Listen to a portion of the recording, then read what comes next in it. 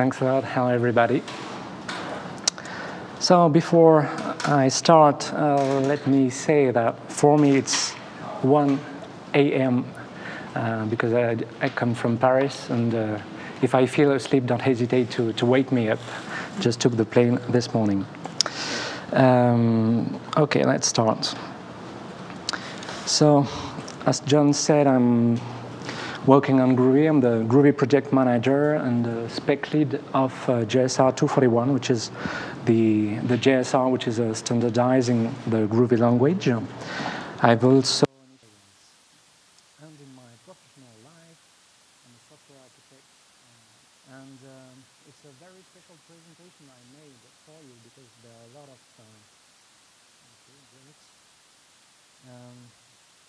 so we're going to see its syntax, its features, language for the JVM, the Java-like syntax. We've got Groovy C, or it can also be interpreted at runtime.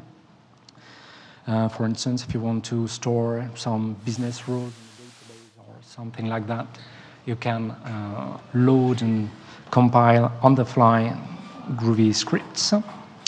And if there was an equation you should try to remember at the end of this talk, is that Groovy is the result of an addition of 3 things. It's an expressive language with a Java-like syntax with new features derived from Java.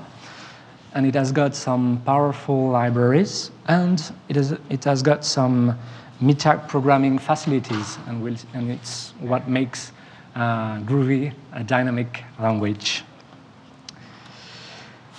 So speaking of the syntax before showing an example, first of all, as it is Java-like, the learning curve is rather flat compared to other languages which are totally different. We share the same object-oriented model and libraries as Java, so you don't have to learn new libraries. So there's no impedance mismatch, same object model, almost the same syntax. You can reuse everything you already know, all the libraries you've written already. And it adds a few additional syntax sugar, like properties support. You can use strong and weak typing. It's up to you. And we've got things like native syntax for lists, maps, regular expressions. And you can do operator overloading. We've got G-strings. That's certainly the sexiest feature of the language. I'm not going to show you mine, but, well, I'll show you some sample of code. It's interpolated strings where there are placeholders, and you can replace parts of the string with variables from the contexts. And we've got closures, those reusable or assignable code blocks that you can see in other languages like Ruby or Smalltalk. So let's see first example. So it's a small script with a class. So here we see a speaker class. So it's a Groovy bean. It looks like a Java bean. But you see 2 properties, name and age. You don't see getters and setters because they are auto-generated for you. And it can be, no, it's the next thing. Here you can see a G-string. So when you call toString, we're going to replace $name and $age with the value of the properties. You also see that I've omitted the return keyword. It's not mandatory if it's the last expression of your method body. And so either a property is strongly typed or it can be weakly typed. So you use the def keyword. And here you can see the native syntax for list. So it's just square brackets and comma-separated list of things. And there's also a syntax for maps as well. Here I'm creating a new speaker. And although there's no constructor like that, it's a trick added by Groovy. In fact, you're calling the default constructor, and then we are calling the setName and setAge setters automatically. So what you see between parentheses is a map literal. So there's the name key, my key mouse value, age key, AT value. What else? Closure. The upper variable is a closure. A closure is just a block of code separated with curly braces. There's an implicit parameter called it. So it's the sole parameter of this closure. So here I'm going to retrieve the string representation of the argument, and I'm going to uppercase it. There's the regular expression syntax and the matcher operator. And it's another closure that is passed to the findAll method. findAll is the method that is added to collections. So you can find all the items in this collection that map, that correspond to the criteria matching the name. And you can pass named closure as method argument as well. And you can inline the closure that you pass to a method. Each is going to iterate over all the elements that we have found. I think that's all for this first sample of Groovy code. So it looks like Java, but I've already shown you a few of the tricks, a few of the sugar added by Groovy, like native syntax for list maps, regular expressions, and closures and properties. Okay, so there are three main use cases for using Groovy. You can use it just like a shell scripting language, like you would use Bash or Python or Ruby. So you can test stuff interactively in a console. You can even, well, I've written a little module which is quite fun, where you are driving Office applications from Groovy. You can launch Word, launch Excel, PowerPoint, and so on. So a second use case is, well, you can build standalone applications. You just write a full application in Groovy. So it's nice for small to mid-sized applications. Usually when applications get bigger, you tend to prefer a statically typed language. But it's nice for its prototyping capabilities. And the third use case, which is, to my opinion, the most interesting one, is when you integrate Groovy in your application, in Java, in a JEE application. There are various ways for integrating Groovy into your application through JSR 223, which are the scripting API added to JDK 6. We've got our own proprietary means of integration, and you can integrate Groovy beans as normal Spring beans in your Spring application. You can use Groovy to avoid using too much XML by using some programmatic configuration. What else? You can externalize some business rules in the form of Groovy scripts. And you can also write domain-specific languages. I'll say a few words about that later.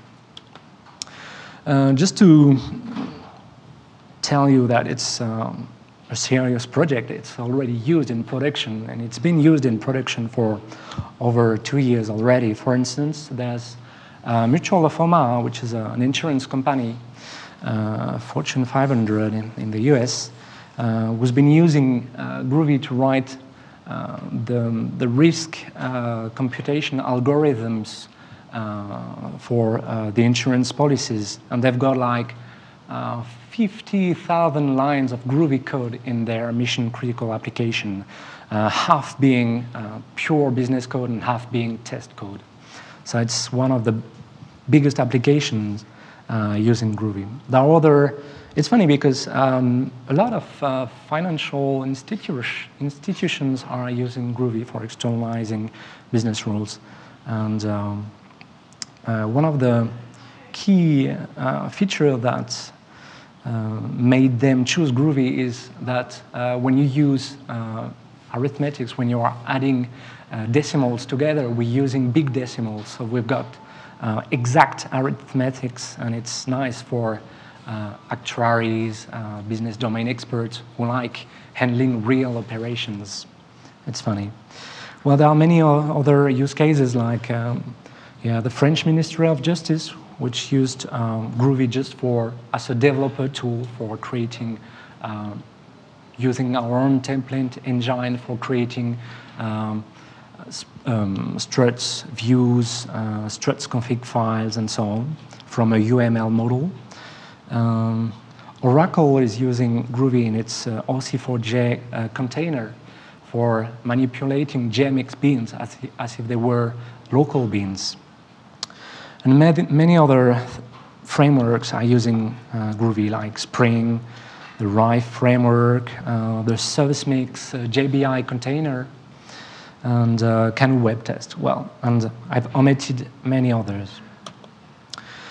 So I've only shown you a little example of code, but there are many features, many syntax sugar that I haven't explained so far for things like manipulating JDBC APIs, our own template engine. I mentioned JMX beans, regular expressions, and the swing UIs. I'm going to show you a demo with a swing UI. And there are external modules for dealing with SOAP web services or XML RPC services with a few lines of code. There's even a small project building a rules engine, JSR 99 compliant rules engine. But now I'm going to speak about another topic, domain-specific languages. It's interesting because Groovy allows you to write domain-specific languages. Let me show you that. So first of all, a DSL. So what's a DSL? A DSL, it's a small language which doesn't need to be Turing complete, which covers a particular domain of knowledge, of expertise, or covers a particular set of tasks. It can have different forms, textual form, a graphical form. And usually it produces some result, configure objects, or create data structures. And it can be embedded in the host language. Two kinds of DSL, external and internal DSLs. And Groovy is the tool you can use to write internal DSLs, so that you can write DSLs inside Groovy programs or inside Java programs. So usually you want to create DSLs to have a more expressive language to model the domain of expertise you want to model, to share a common metaphor between the developers and the domain experts. And if you want to have domain experts help with the design of the business code, it's very handy. And for instance, when I was mentioning Mutual of Omaha, both domain experts and developers are able to write those insurance risk calculation stuff together. So let's go a bit further. Some examples of DSLs. SQL or HTML are DSLs, or even regular expressions. It's a kind of DSL. There are notations like EBNF for modeling language syntax, or the chess notation, the music notation. And you can write business DSLs like life insurance policy I mentioned, and other things as well. So why do I speak about DSLs? Because Groovy is dynamic language. It's got a malleable syntax that you can customize to your needs to create your own derived language. So you can, there are various things you can do, like create nested tree structures. Since it's a dynamic language, the method dispatch property access happened at runtime, so you can intercept method calls property access.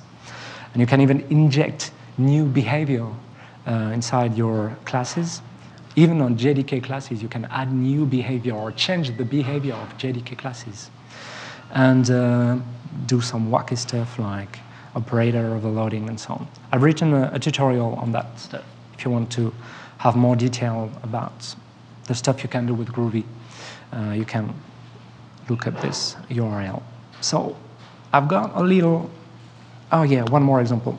I mentioned nested tree structures. You know, the builder pattern lets you create tree structures, graph of objects very easily.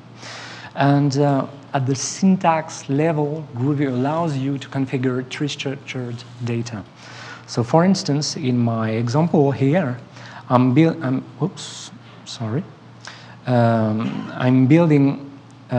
some markup code here, some HTML. So I've got a root node, HTML, and a head node below the HTML node. Well, you see the structure right on the right. And it's really at the syntax level, you see the nesting of the elements. So title is below head, which is below HTML. So it's a nice way to express tree structures. We've got different builders. The example you see is a markup builder, but we've got a swing builder, because swing UIs are typically nested. You've got a panel with other panels with buttons inside that panel and so on. So it's tree structures. And you can build your own, for instance, if you want to model map description or 2D or 3D scenes, you can do that with a builder. And the other few tricks I'm going to show you in my demo just after this slide is the fact that you can add properties or methods to things like numbers. You cannot do that in Java.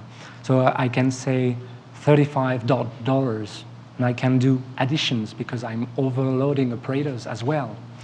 And the nice trick also is that you see 4 days from now plus 10 hours.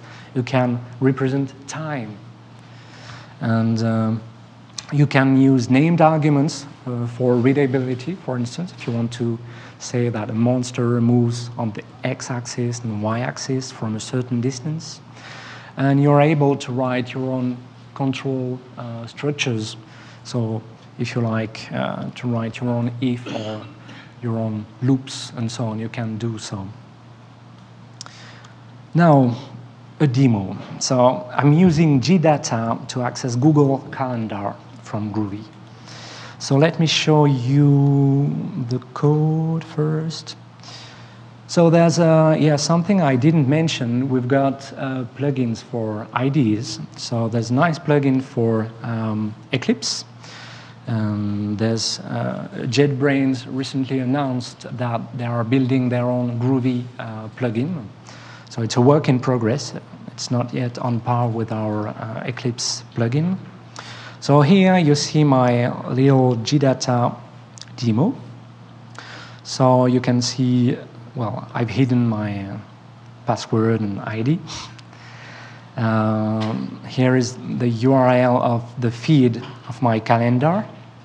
And I'm using some new methods I've added to things like numbers. So I'm using a category. I'm adding methods through a category system. And it will allow me to write things like that. So I can, I'm retrieving the service, the calendar service.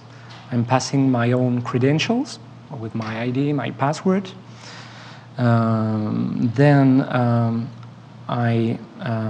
looking for the events spanning 2 years, 1 year ago and 1 year ahead of time. And I'm going to print all the items which are on my calendar. And after that, I'm going to create a new event in my calendar. So I'm going to show you that. So Groovy on the command line, gdata, gdata.groovy. I'm going to launch my little script. Oh, it takes a little time. So past year and next year events. Yeah, so interview, my birthday, my wedding, and the Java 1 conference. And we've added a new event to our calendar. So let me show you that. it's not that window. Okay, so yeah, just for the record, the JBoss guys just blogged about their support of Groovy in JBoss theme, so it's brand new. I'm going to show you. So here is my calendar. I'm going to refresh it, and you should see somewhere. Where is it? Yeah, this is the event I've just created with my script. So this is some test, some content, some test content I've just added. So you see in a few lines of code, it's quite easy to create new events and deal with your own calendar with a small DSL handling date and time. Okay, my slides. Yeah. What's that calendar service? Do you create that? Did you create that separately, or is that automatically created? So here, the calendar service is the class which is from the jar from GData. It's not something we've created ourselves. So who provides that? You? It's not me. So the only thing I provided here is the small DSL with date and time handling, and we've also added a few new methods on the calendar service. For instance, this getFeed method doesn't exist on the calendar service. It's a new method I've added through the GData category. So I can add new things without extending your own classes. I can add new methods, new properties, and so on. So I've added this getFeed method, which, oops, sorry, Google mail notifier, which retrieves the events, because this stuff 1 year ago is a special class I've created.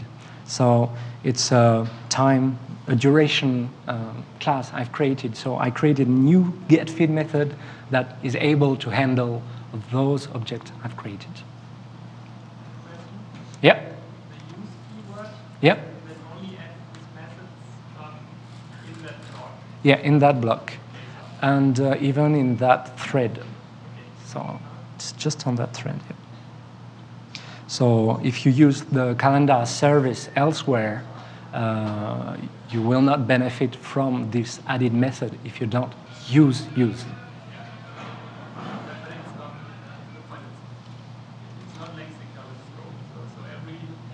Yeah, it's lexically scoped here, but it's also scoped at the thread level. Yeah, Double scope. Another method that didn't use the use program can still see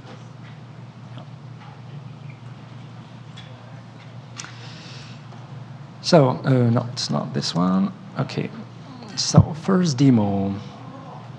So it was really just a very small example of DSL. You can even build bigger DSL. It's just a small example. So you saw the code. I've highlighted the important bits. So another, Groovy 1.0 was released in January. So it's 5 months old, but we are working on 1.1.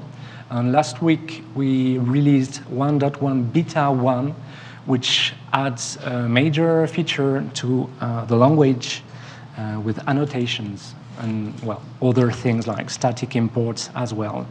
So as of now, Groovy is the sole alternative language for the JVM that supports annotations. No other languages support annotations, apart from Java, of course. So Groovy 1.1 is currently in development. I mentioned that we've just added annotation support. At the moment, it's just annotation usage. You cannot define your own annotations in Groovy, but it will come in the final release on 1.1. So with annotations, you can leverage frameworks and tools like JOIS, TestNG. You can write your own EJB3 JPA annotated beans with Groovy. your Spring beans using Spring annotations like @transactional, things like that. And yeah, I mentioned JBoss theme. Just let me show you this blog entry here. Yeah, Emmanuel Bernard from JBoss just blogged today about the fact that you can use Groovy to write JBoss theme applications. So here what you see is just a Groovy bean. And you can see that you don't have those ugly getters and setters. You just use properties and you add annotations. It's really nice. So it's brand new out of the oven. And yeah, I already mentioned that we're the sole alternative language providing support for annotations. So now I'm going to demo the usage of annotations. So I've got, where is it? I've got a demo showing TestNG and Google Joyce. So let's say, so I showed you the Eclipse plugin. Now I can show you the Groovy plugin, the IntelliJ IDEA plugin. What I didn't show you in the plugin is that you've got cut completion if it wants to work. No, okay. It usually works. Never mind. It's a work in progress anyway. So here I'm creating a simple interface, a calculator, to add two things, two numbers or whatever. I'm going to implement my calculator. I'm going to provide a concrete implementation. It's going to be a singleton, so I'm using the Joyce @singleton annotation. And I'm going to create a client that's with a calculator that is injected by Joyce, and I'll execute some calculation by calling the calculator. Okay. And for testing that, I'm going to use TestNG. So I'm going to configure the injector. So I'm using the create injector method. I'm creating a new module. And here you can see a configure. Well, it's a trick for creating some kind of anonymous inner classes. Groovy doesn't support anonymous inner classes, but you can use those maps that you can coerce to an interface. So this is a map with the configure key and a closure. This is a closure. And we transform that map that you see here into something else. It's a module, it's an interface. And then I'm going to retrieve my client, and then I'm creating a simple test method which is going to assert that the result of my calculation is correct. I'm going to launch that from the shell. So we've got a special integration with Groovy and TestNG written by Alexandru Popescu, which is a committer on both TestNG and Groovy. So that's why I've got a special Groovy ng command. How is it called? Test and Joyce. Oh, I'm launching it. So it's going to pass my script, and I've got the result here. One test was run, no failure, no skipped tests. And I think it also generates some tests. So here you'll see the HTML output generated by TestNG. Okay. So that was the second demo. The code I've just shown you, so the part which is leveraging Joyce, the way I'm configuring Joyce, how I bind the interface with the concrete implementation, and how I use the @before class annotation to say that before the tests are run, I want to execute that method, and the test method just below. What else? I'm going to show you some other demos. on how to mix Groovy and Google services or APIs. So we've seen how I used GData API with my small date and time DSL, and so I'm going to show you a few other things. So you guys are offering some really nice APIs and tools like Google Maps, the geocoding service, the GData API for Google Calendar and other services as well. And there's also Google Talk. I'm going to show you a demo with Google Talk. And how can you reuse and how can you mix and match Groovy and all those services, and what Groovy can do for you? Let's see that. So first of all, a little swing mashup where I'm going to use Google Maps, the Google geocoding service, and well, I'm going to use Flickr, sorry, even if it's not Google stuff. Here is my mashup class, my little script. So, well, I shouldn't show my Google and Flickr key, so I'm hiding that. I'm using the SwingX Swing components, which are some nice components, some open source components, which let you reuse Google Maps from Swing interfaces. And there's a special tile factory, which is calling a special URL that will be forged to retrieve the tiles of the maps. And, well, the best is, I'm going to show you the example, Groovy mashup, and you will understand what it does. Okay, so it's loading. Okay, so in the main part of the screen, you see the Google map of Paris, my town. I'm coming from Paris.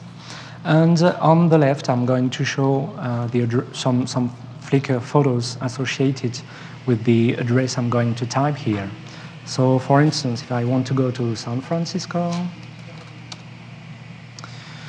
okay, I'm going to recenter the map on San Francisco, and of course can zoom in and out.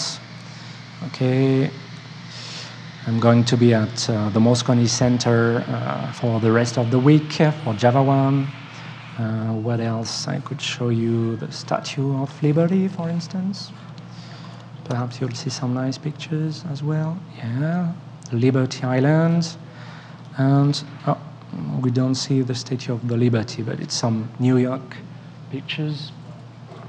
Okay, so there are different things happening here. The Google Map, the geocoding service is being called because I want to retrieve the coordinates so that I can update the map with the coordinates associated with this address. And then I'm also using the REST service from Flickr to retrieve some pictures. And how is it done? Back to the code. So first of all, I'm instantiating the tile factory, which is the class responsible for finding the tiles of the map. I'm centering the position on Paris as a starting position. Then I'm going to use the swing builder. So the swing builder is this nice stuff for creating tree structures. And you can see that I'm creating a frame. Inside that frame, you see a panel. Inside that panel, you see another panel. You see some constraints, some layout. And inside that panel, you've got a text field. What else? You've got another widget, which is the map viewer. You've got all the panels. So the structure of your Swing UI is visible from the code, which is quite nice. And there are three interesting aspects here. And then at the end of the script, I'm packing the window and make it show up.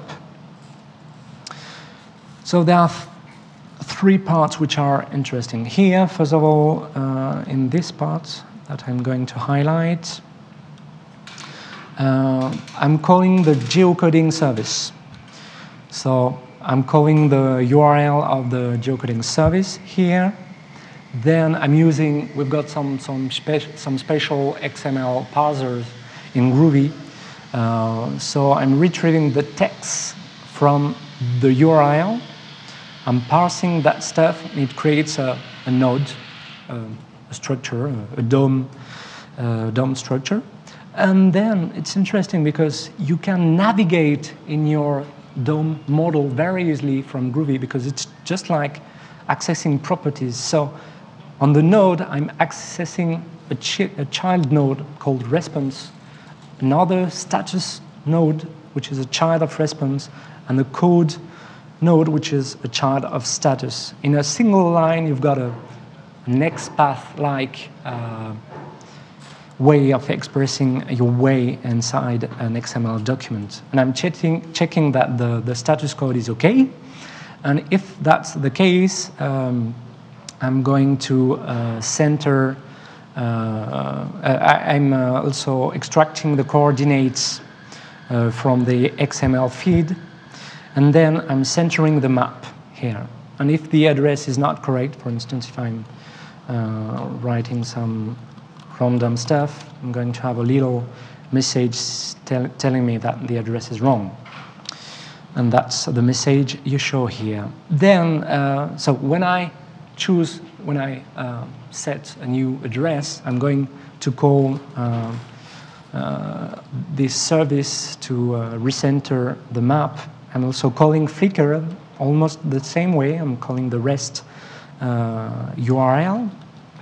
I'm parsing the XML, and I'm retrieving the photos I'm interested in. So I'm just retrieving a few photos, not all photos returned. Then I'm creating the URL of the pictures, and I'm setting, you saw the buttons on the left, and I'm changing the buttons so that they show the new picture. So again, there's this nice syntax for accessing the elements of the XML feed. And one last thing, perhaps, yeah, that's the part which is creating the left buttons. So that's it. You see how we managed to mash up different APIs. It's nice for prototyping if you want to try some new stuff and access very easily some XML services. In a few lines of code, you can do that in Groovy. I'm going to close this. So yeah, the code I just showed a few minutes ago. So the URL of the map tiles, the way I'm retrieving, I'm using the geocoding service, how I can access the XML nodes, and the same stuff for Flickr. Now another little demo. So I'm going to use Google Talk this time. You know that Google Talk is based on the Jabber protocol, and you know, it's just some XML payload which is exchanged between the clients and the servers. And there's a nice library in Java, which is the SMAC library that you can use to access Google Talk or other Jabber servers. And Groovy has got a special XML RPC module. And I'm going to use the Groovy XML RPC support to create a client-server system which lets you invoke services remotely through Google Talk. So let's see, the code is here. So I've got a client and I've got a server. So first of all, I'm going to start. Okay, I'm going to start the server here. digital server. And in the other window, I'm going to launch the client. So the server, well, it's just a simple, stupid service, which is the echo service. So it will echo whatever it receives, whether it's a number, a string, or whatever, it's going to echo it. And you can see the use of the SMAC library. So I'm going to connect to Google Talk. I'm connecting here, I'm logging there, and I'm starting the server. And the nice stuff, in fact, is here. Here, well, I'm creating my own server, which is going to use Google Talk as the medium, the transport medium. And here, I'm defining a closure, which is going to be the service which is exposed and executed remotely. And on the client side, well, it's almost the same code for the connection parts. Now I'm going to create a proxy around the service, which you see called here. So I'm calling the echo method on the service proxy, which will, in fact, call the remote method. So I'm going to ask the server to echo hello world and this number, okay? So the server is started here, and well, it's not a very impressive demo. You're going to see some messages written in the console. It's very simple. Okay, I'm sending hello world and 345, and on the server side, it's being called, and you see the arguments of the remote method. So it's a basic service. You can do, certainly, I'm sure you'll come up with some more interesting ideas, but it's fun to know that you're able to use Google Talk as a client-server system in a few lines of code. And the nice bit is really that part, the way you are defining the closure, defining the remote method, the method that is exposed through Google Talk. And then the client part, which is there. So I used two different accounts, my G Laforge main account and my other, I've got two accounts. I used one for the client, one for the server. And that's it. So the summary, what's interesting with Groovy compared to other languages on the JVM is that there's no impedance mismatch. So it's really, since it shares the same object-oriented model, the same syntax, a derived syntax, and you can reuse all the Java libraries that you have written yourself, or the JDK, or other frameworks and tools, and also the fact that it's using, when you're using a string, it's just a Java string. When you're using regular expressions, it's the Java util regex stuff. It's not a new or different regular expression syntax, like it would be the case with other languages. So it's nice to see that it's easy to learn, and you can leverage all the stuff that you've worked on and that you already know.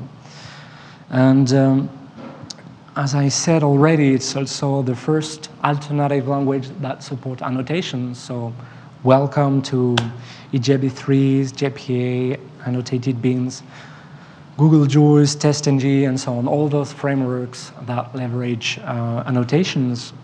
And with my small demos, I showed in a few lines of code how you can integrate Groovy with Google Maps, geocoding service, Google Talk, Google Juice, TestNG, and so on. So going further, well, we need you if you want to play with Groovy and, well, just have fun. It's a first step. You can report bugs, provide patches if you want. You can integrate Groovy in your apps. It should be fun, and you can also help us improve our IDE plugins. It's one of the areas where we are focusing on at the moment. So it's very important for us to have really good tooling support, IDE support. So it's a work in progress, but we are, so there's the Eclipse IDE plugin, which is worked on by 4 active committers. Sun also is working on reinvigorating. They had an embryonic NetBeans plugin. There's a team dedicated to bring it back to life. And as I said, JetBrains announced recently that they started working on the plugin. And during the demos here, what you see, the syntax highlighting and so on, that's the Groovy plugin they are working on. So you can see things like code folding or navigation and so on. They're working hard on that. What else? In October, there's a dedicated conference dedicated to Groovy and Grails with different tracks on the Groovy language, on the Grails web framework. I didn't mention the Grails web framework. It's a web framework based on Groovy, Spring, and Hibernate, and other libraries like Quartz, SiteMesh for decorating pages, and a few Ajax APIs like Dojo and so on. And there are some famous speakers from Interface 21 or Google, JBoss, and Sun coming to this conference. So it's in October and it's in London. So if you want to cross on the other side of the pond, you can come and see us. And additionally, North of Just Stuff is running, this North American tour with conferences all around the USA every 2 weeks or something like that. And they've got a dedicated Groovy and Grails track. So if you want to know a bit more about Groovy and Grails, you can go there. Some further reading. So I've co-authored Groovy in Action, and there's a nice book on Grails as well. And here are a few URLs. My blog, the URL of the Groovy website. There's a dedicated news site called aboutgroovy.com. My domain-specific language tutorial. There's a Java blog like aggregator just for Groovy. So you'll see Groovy and great stuff just on this aggregator. And well, I think that's all. If you've got some, first of all, thanks a lot for your attention. And if you've got some questions, I'll be happy to answer them. Thanks a lot. Thank you very much. Yep. Two related questions. Did you talk about performance at all? So how much overhead do you have to expect? And Yeah. related to that, you mentioned you compile to bytecode. How does that help with it? I mean, I assume, for example, a method call, you can add methods to so that it isn't just a normal bytecode dispatch, but used on Groovy. Yeah, right. So first, the performance aspect. Since it's a dynamic language and that's what we call the meta-object protocol, which is this stuff that is running the method dispatch and property access. Because of this, of Groovy being a dynamic language, we've got, of course, an overhead compared with raw Java code. So we have to handle the logic behind choosing the right method and so on. So Groovy will always be a bit slower than Java. So I don't have exact figures. It can vary from, well, the last figures I've heard were like, it can be 20% the performance from Java to 80%. So it's a bit slower. It can be up to 4 or 5 times slower in certain cases, or it can be almost as fast as Java in other cases. It depends. So that's the first aspect. And the other question was about, so as we've got a runtime system which is handling the way methods are called. In fact, when you are in your code, when you're doing foo.bar parentheses, when you're calling the bar method on foo, before doing the actual call, we're going through some custom classes to make the actual dispatch. And that's how you can plug into this runtime system to intercept method calls. So you can even create an existing method. You can trap method calls to methods that don't actually exist. So that's the kind of things you see happening in, you know, in my little DSL example where you can do one.har.ago. Well, one is just an integer. So how the hell am I going to intercept this property on an integer? Well, I'm using this runtime system. I've got, you know, in Java, there's the class concept. So with a certain, well, an object has got a class, which defines the behavior at compile time of all the instances of this class. And in Groovy, the runtime system has got a special class which is called the meta class, which defines the runtime behavior of your class. So each class has got its own meta class, a default meta class, but you can customize that to trap method calls and add new stuff yourself. That's how it's working. When you compile code, Yeah. my second question, then it still calls this runtime. Yeah, exactly. It doesn't go crazy. Yeah. Yeah. Yeah. And so following up on that, would adding invoke dynamic to the JVM help, or would you still essentially have to go through the same direction that you have to go through now? So invoke dynamic is not progressing much lately, so it's hard to know whether we're going to be able to leverage this new bytecode instruction. But hopefully, well, we've got the core committer, the main developer on Groovy, who is a full-time developer on the project, is part of the expert group of this JSR. So I hope it's going to provide some directions to this JSR so that we can leverage this stuff for ourselves, so that it helps us improve performance and so on.